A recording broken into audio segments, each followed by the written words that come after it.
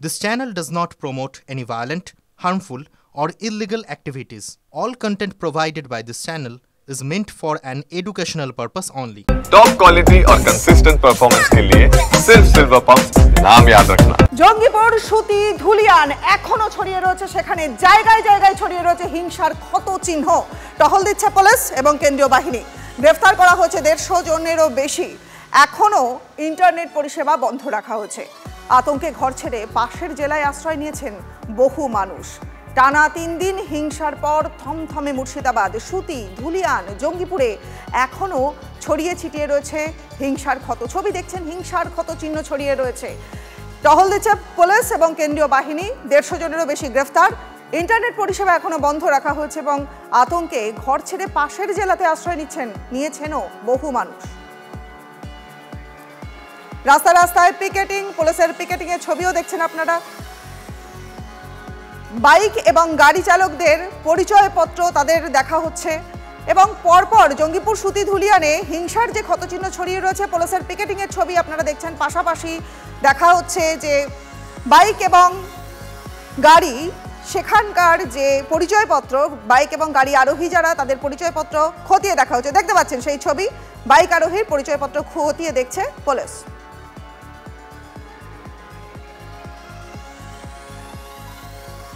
হিংসায় বিধ্বস্ত মুর্শিদাবাদের ধুলিয়ান। প্রতিবাদের নামে তাণ্ডব, গুন্ডামির ক্ষতচিহ্ন এখনো স্পষ্ট। পরপর দোকান, শপিং মল ভেঙে তছনছ করে দেওয়া হলো। রেহাই পায়নি ওষুধের দোকানও। প্রতিবাদের নামে এই যে তাণ্ডবের দগদগে ক্ষত ধুলিয়ান জুড়ে। আতঙ্কিত স্থানীয় বাসিন্দারা। শান্তি শৃঙ্খলা বজায় রাখতে এলাকায় টহল দিচ্ছে পুলিশ এবং আধা সেনা। ওয়াকাফের নামে তাণ্ডব চলেছে ধুলিয়ানের এই এলাকায়। এখনও সেই দগদগে ক্ষত। যে দোকানের শাটার, সেই শাটার কিন্তু ভাঙা অবস্থায় রয়েছে। দোকানের ভিতরে থাকা সমস্ত কিছু ভাঙচুর অবস্থায় পড়ে রয়েছে এখনও।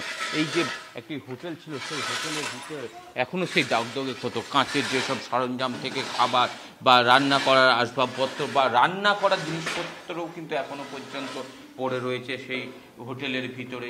এছাড়াও এই পাশে থাকা একটি দোকান, সেই দোকানেও ভাঙচুর করা হয়েছে। দোকানের ভিতরে কিন্তু সব তছনছ অবস্থায় পড়ে রয়েছে। এখন ছড়িয়ে ছিটিয়ে পড়ে রয়েছে সেই আদলা ইট, যেখানে ওয়াকাফের আন্দোলন, সেখানে এইরকম ইটের টুকরো, সেই ইটের টুকরো দিয়ে আঘাত করা হয় এবং পাশাপাশি যে দোকান, আরও যে সমস্ত দোকান রয়েছে, সেই সমস্ত দোকানকেও কিন্তু ভেঙে ফেলে দেওয়া হয়েছে। সেই সব মিলিয়ে যে ওয়াকাফের নামে তাণ্ডব, সেই তাণ্ডবের ফলে কিন্তু আতঙ্কিত এলাকার মানুষজন ধীরে ধীরে স্বাভাবিকের পথে নিয়ে যাওয়ার চেষ্টা করছে পুলিশ প্রশাসন। মুর্শিদাবাদ থেকে ক্যামেরায় সিদ্ধার্থর সাথে কৌশিক, টিভি 9 বাংলা। লুটপাট করেছে, লুটপাট হয়েছে, কিভাবে চলবে? কিভাবে আমরা থাকবো? বোম ফাটিয়েছে এখানে, হ্যাঁ, গুলি ফায়ার করেছে অনেক। হ্যাঁ, পুলিশকে 100 বার ফোন করেছি কিন্তু পুলিশ আসেনি, পরে পুলিশ এসেছে। হ্যাঁ, পুলিশ যদি আগে এতো তো এরকম হতো না।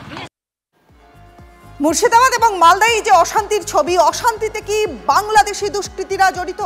অশান্তির নেপথ্যে বাংলাদেশের চাপাই নবাবগঞ্জের মৌলবাদীরা অনুমান করছেন বিএসএফ এর গোয়েন্দা বিভাগ। 2 জেলার এই যে অরক্ষিত এলাকাগুলো রয়েছে, সেই এলাকা দিয়ে বাংলাদেশি দুষ্কৃতীরা ঢুকে পড়ছে বলে অনুমান। বাংলাদেশে ঠিক যে কায়দায় লুট, পুলিশের ওপরে হামলা, এপারেও ঠিক একই কায়দাতে তাণ্ডব দুষ্কৃতীদের। সীমান্তের অরক্ষিত এলাকায় তাণ্ডবকারীদের সঙ্গে বৈঠক করেছে বাংলাদেশি মৌলবাদীরা, আর সেই বৈঠক থেকেই অশান্তির উস্কানি এবং ইন্ধন দেওয়া হয়েছে। খবর গোয়েন্দা সূত্রের। রাজ্য পুলিশকেও এ বিষয়ে সতর্ক করেছে বিএসএফ।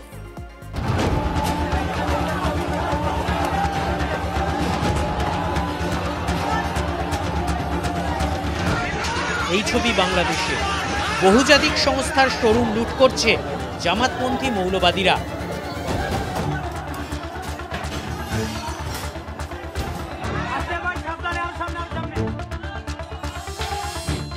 আর এই ছবি মুর্শিদাবাদের। বাংলাদেশ ও ভারত লুটপাটের ধরনে আশ্চর্যজনক মিল। স্থানীয় বাসিন্দা থেকে জনপ্রতিনিধি সকলেরই বক্তব্য এক, হামলাকারীদের একটা অংশ বাইরে থেকে এসেছে। এগুলো বাইরে থেকেও আসছে, গ্রামগঞ্জ থেকে, দূর দূর থেকে আসছে, মানে লুটেরাও বলতে পারেন আপনি। শামসারগঞ্জের হবে না বলবো না, কিন্তু শামসারগঞ্জের বাইরেরও লোক মানে আসছে, লুটেরা বলবো আর কি। দুষ্কৃতি নেতৃত্ববিহীন এবং ব্যানারবিহীন যে কালকে যে মব হয়েছে আর কি, সেটা কি করে হয় আর কি। এদের পিছনে কে মাথা আছে সেটাকে ফাইন্ড আউট করুন আর কি, আপনারা বের করুন। আমরা যেটা দেখছি যে বিশৃঙ্খলা যারা তৈরি করছে তারা বিভিন্ন এলাকার লোক আছে, রাজ্যের বাইরেরও আছে, বিভিন্ন এলাকার লোক আছে। বিভিন্ন এলাকা থেকে যারা দুষ্কৃতী তারা সেই ভিড়ের মধ্যে ঢুকে এই অশান্তিগুলো তৈরি করছে। এই যে টিনেজদেরকে এগিয়ে দেওয়া আর কি, তাদের কোনো রকম কোনো নেতা নেই, তাদের কোনো উদ্দেশ্য নেই, তাদের কোনো ওয়াকআপ কি জিনিস সেটা তারা জানেও বোঝেও না আর কি। মনে তো হচ্ছে না ধুলিয়ানের কোথাকার আছে, আমরা তো চিনি না, তবে আমরা তো কোনোদিন যাই না ওগুলাতে, আর দেখলাম তো সব মানে কাউকে চিনতে পারছি না। মানে এলাকার কেউ নয়? না, আমাদের এলাকার এগুলা কেউ নাই। হ্যাঁ, মনে হচ্ছে উস্কানির মধ্যে ওই সব কাণ্ডগুলো ঘটাচ্ছে, না তো ঘটবে কি করে। কিন্তু ওরা এখানকার কিছু স্থানীয় আছে, ওরা বাইরে থেকেও আগত আছে, বাইরে থেকে আগত আছে, স্থানীয়রা ওনাদেরকে মানে দিচ্ছে আর কি। কোথা থেকে ঢুকেছে বহিরাগতরা? হামলার ধরন থেকে স্পষ্ট ইঙ্গিত বাংলাদেশের দিকে। বিএসএফ এর গোয়েন্দা রিপোর্ট কি বলছে? বাংলাদেশের চাঁপাইনবাবগঞ্জ মৌলবাদী শক্তির আখড়া। চাঁপাইনবাবগঞ্জের মৌলবাদীরাই কি হিংসা পরিচালনা করছে? মালদা মুর্শিদাবাদের বিস্তীর্ণ সীমান্ত এখনো কাঁটাতারহীন। অরক্ষিত সীমান্তের সুযোগ নিয়ে কি ঢুকেছে হামলাকারীরা? সূত্রের খবর, মৌলবাদীরা অরক্ষিত অংশ দিয়ে ঢুকে বৈঠক করেছে। সন্দেহ, মুর্শিদাবাদে মৌলবাদী সন্ত্রাস পরিচালনা বাইরে থেকে হচ্ছে। সন্দেহ, বাংলাদেশের মৌলবাদীরা সন্ত্রাস পরিচালনা করছে। আশঙ্কা, মুর্শিদাবাদের পর মালদাতেও হামলা হতে পারে। সরকারি সম্পত্তিকে নিশানা করা, পুলিশকে আক্রমণ, পাথর ছোড়া, বেছে বেছে বাড়ি ও ব্যবসায়িক প্রতিষ্ঠান দেখে হামলা, এগুলি সবই হাসিনা বিরোধী মৌলবাদী আগ্রাসনের সময় বাংলাদেশে হতে দেখা গেছে। প্রাথমিকভাবে সেটাকে স্বৈরাচারের বিরুদ্ধে স্বতঃস্ফূর্ত নাগরিক অভ্যুত্থান বলে মনে হয়েছিল, কিন্তু গণভবন লুট হতেই আন্দোলন আর লুটতরাজের মাঝে সূক্ষ্ম বিভেদ রেখাটা মুছে গিয়ে মুর্শিদাবাদে যা হচ্ছে তার সঙ্গে বাংলাদেশে মৌলবাদী সন্ত্রাসের মিল স্পষ্ট।